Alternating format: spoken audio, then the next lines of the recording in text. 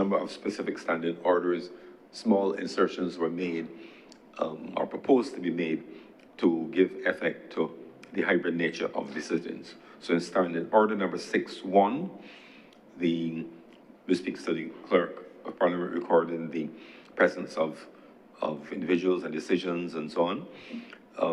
There's a proposal to insert in person or virtually. There it says, the clerk shall record the names of senators attending in person or virtually, all decisions taken and divisions held, etc.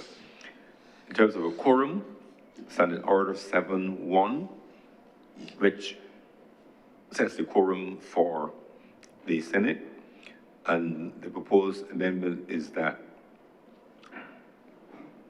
at 7.1, the quorum shall consist of 9 senators physically present in the chamber, including the senator in the chair, which is what it is now. Goes on at 7.2, however, to say as follows. After the commencement of any sitting of the Senate and of a committee of the whole Senate, a quorum can be made up of a combination of senators attending physically and virtually, so long as the number of senators physically present in the chamber is not fewer than 5. So it sets the parameters, what you need to start and what you need to continue. Standing order 7.3, again, is the matter of drawing attention to whether there's a quorum or not.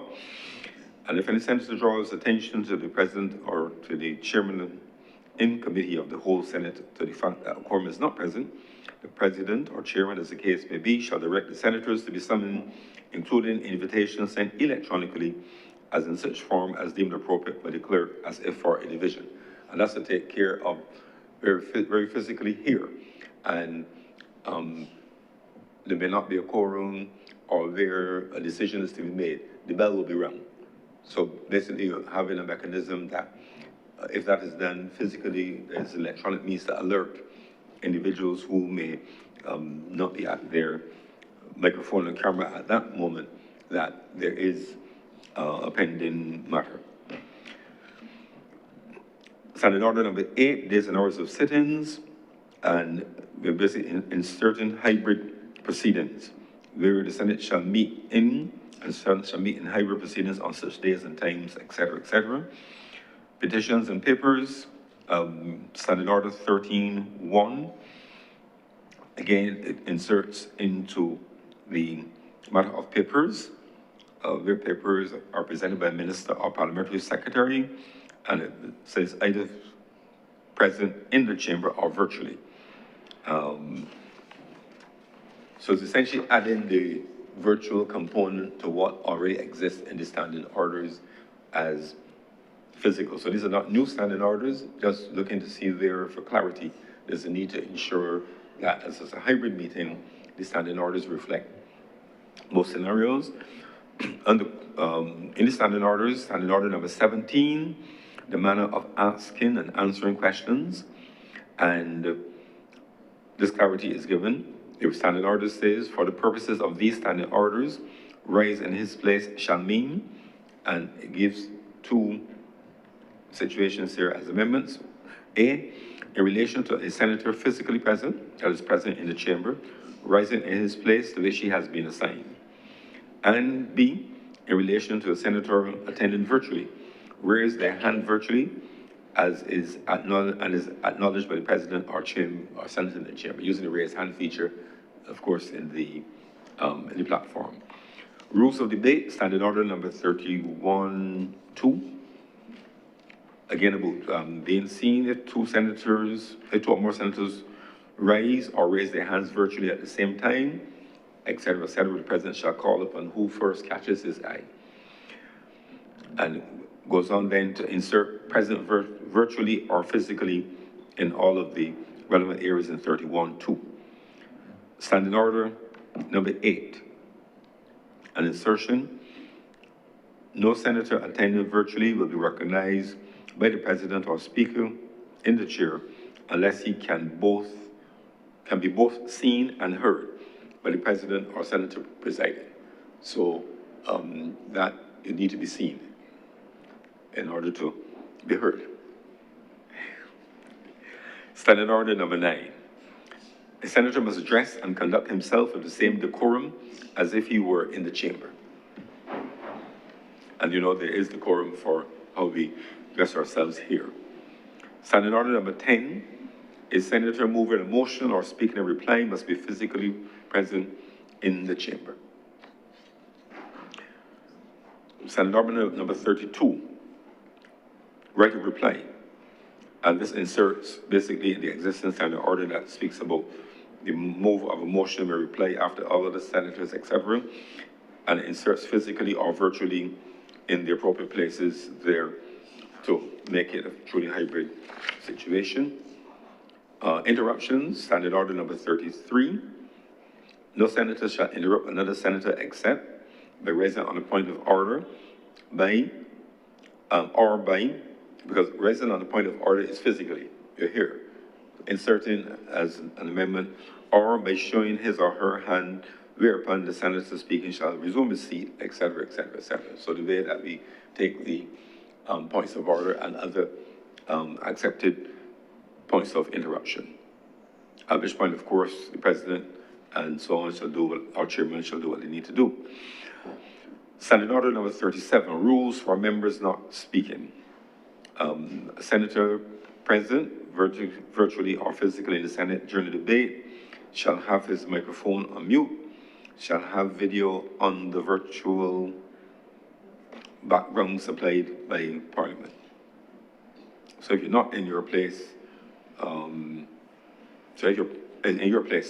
it has to be under those conditions. Rules of order, number 38, responsibility for order in the Senate and in committee. 38.2, the existing standing order starts when the president or chairman rises, any senator, and the insertion here is whether in the chamber physically or virtually. And it continues on as before, then speaking or wishing to speak shall immediately resume his seat or unmute or mute his microphone as the case may be. So essentially, if the president rises, those who are speaking speak no more and take their place. As is the case now, but we just add in again through these minor insertions, but for clarity on being in virtual presence. Order number 39, order in the Senate and in committee, and it inserts the appropriate places matters relating to the virtual aspect of the sitting. And then the matter of voting, decision of questions, standing order number 40. And this basically speaks to, I quote it, 41 reads as follows: except as provided by the Constitution in these standing orders, all questions proposed for decision in the Senate or in committee shall be determined by a majority of votes of those present and voting. And it inserts in between present and voting, either physically or virtually. Again, no loss of voting rights because of virtual presence. Standing order 42 on divisions, and it inserts following: every senator present, physically or virtually, unless he has expressly says that he declines to vote, shall record his vote either for the ayes or the noes. The clerk shall enter in the minutes or proceedings the record of each senator's vote, and shall add a statement of the names of senators who declined to vote.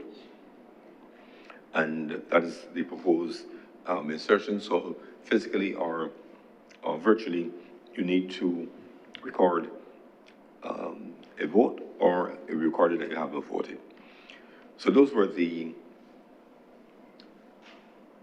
proposed amendments to the standing orders. So the committee met again today, Wednesday, the 3rd of December, to approve the aforementioned amendments to the standing orders of the Honorable Senate to facilitate hybrid sittings.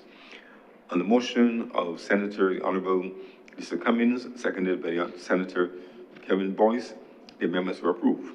The committee is therefore pleased to present the amendments as that of worthy commendation and supports the adoption by the Honorable the Senate, and signed by me today's date. Just a note on procedure before I put the question: these will need to be the subject of a formal vote to amend the standing orders as a separate exercise of which due notice will be given. What is being asked of today is for the adoption of the committee's report. And if that receives the approval of the Senate, then we're able to put the matters of the amendment to House or next sitting. And if they're approved, then that becomes those become the standing orders to the Honorable, the amended standing orders of the Honorable the Senate. So the question is that the report of the Standing Orders Committee dated this 3rd of December 2025 be adopted. Those honorable senators in favor, please say aye. Aye. Those against, please say no.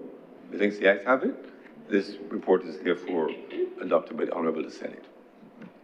Like I said, we will circulate the proposed amendments and the necessary, go through the necessary process for approving them as being the amended standing orders of the Honorable the Senate, so that we can proceed with hybrid sit-ins.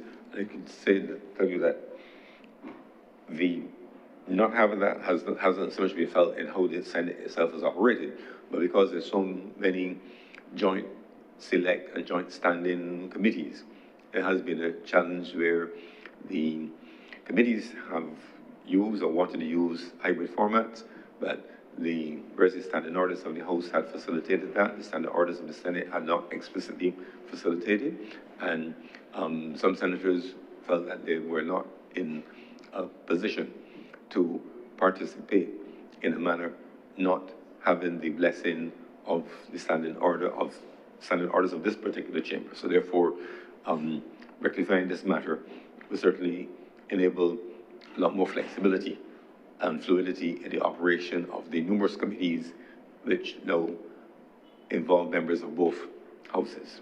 So we hope that when these matters come to us for formal approval, that they will obtain such approval. I want to thank the members of the Standing Orders Committee, past and present, who have worked on this document to bring it to this stage where we are today.